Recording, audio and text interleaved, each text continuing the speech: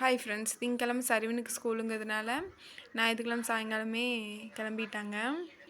அந்த அண்ணாவுக்கு ஒர்க்குங்கிறதுனால தீக்ஷித்தும் அவங்க அப்பாவும் காரில் ஒன்று போய் விட்டுட்டு வரேன்னு சொல்லி கிளம்பியாச்சு.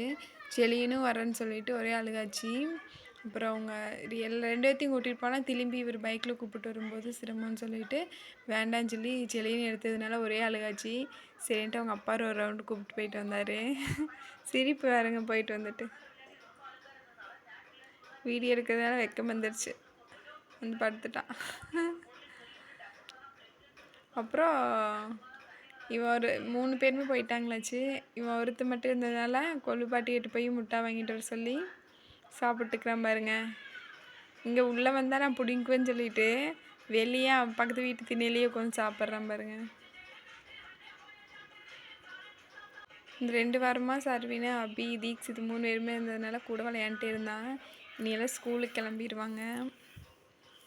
இன்றைக்கி அவங்க ஊருக்கும் போயிட்டாங்களா, தீக்ஷித்தும் இல்லாதனால பொக்குனுக்குறான்.